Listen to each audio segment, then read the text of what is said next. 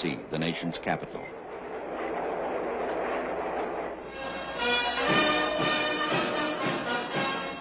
This will be the first meeting for President John F. Kennedy and Mrs. Kennedy with the man who played a leading role in the creation of African unity.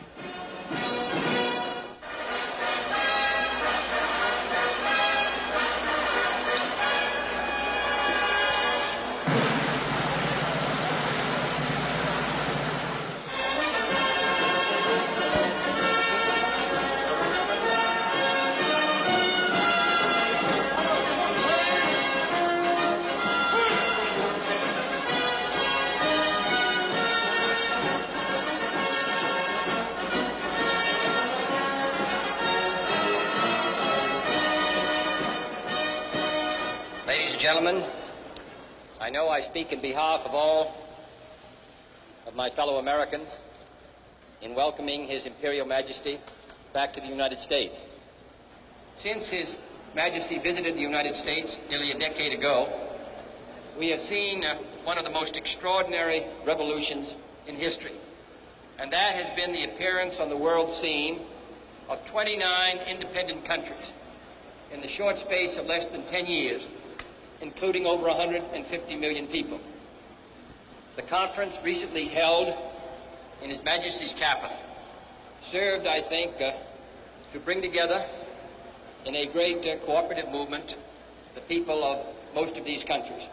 And the success of that conference was due in no small part to the leadership of our distinguished guest.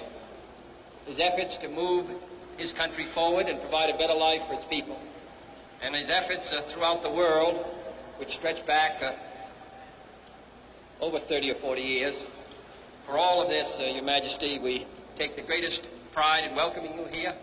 You do us honor, and I can assure you that there is no guest that we will receive in this country that will give a greater sense of livelier pride and satisfaction to the American people than your presence here today.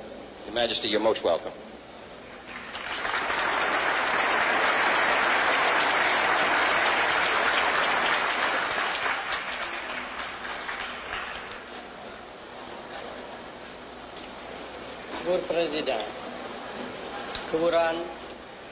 Mr. President, Mrs. Kennedy, Your Excellencies, ladies and gentlemen, I am deeply touched by the generous words of welcome which you have addressed to me, Mr. President, and by the warmth with which the American people have greeted me during the few short hours I have been in the United States. In the decade which has elapsed since my first voyage to America, the face of the globe has been vastly altered. Africa and Asia have been transformed into continents whose people are almost entirely removed from the subjugated status which was the lot of so many of them but a few short years ago. As free men, we Africans are now seeking the unity and the oneness which will enable us to put our freedom to the best use. The service of the peoples of our continent, the defense of right and justice, the protection of the peace. የህዝባችን ኑሮ ደረጃ ተሻሽሎ ድህነትና ድንቁርና ከዓለም እንዲወገድ ቁርጥ ሐሳብ አድርገናል።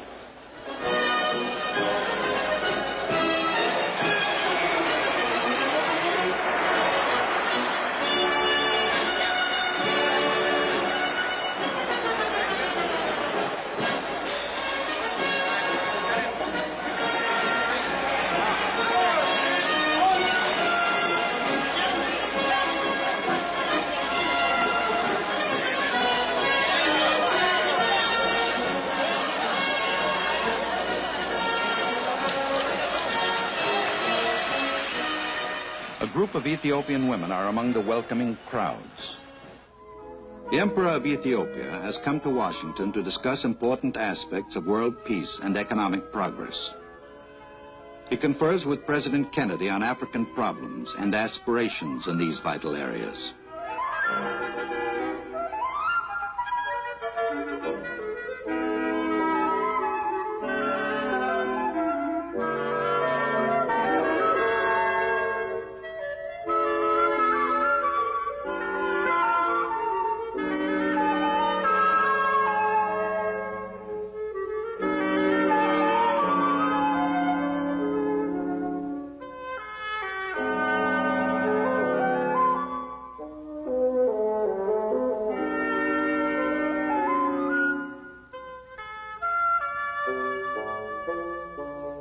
The Memorial to Abraham Lincoln.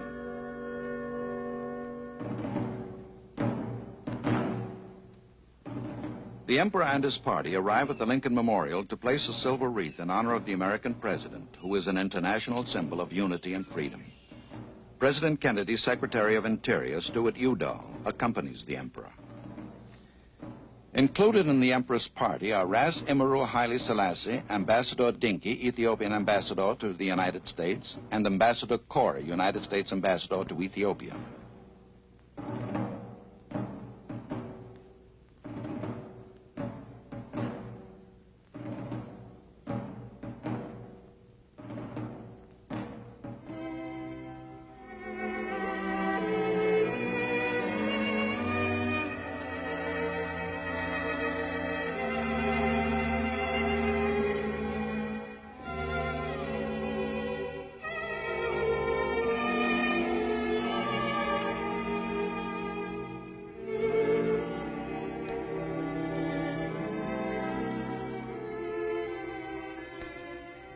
Mr. Udall reads from Abraham Lincoln's immortal Gettysburg Address.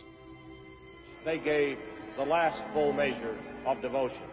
That we here highly resolve that these dead shall not have died in vain, that this nation under God shall have a new birth of freedom, and that government of the people, by the people, for the people, shall not perish from the earth.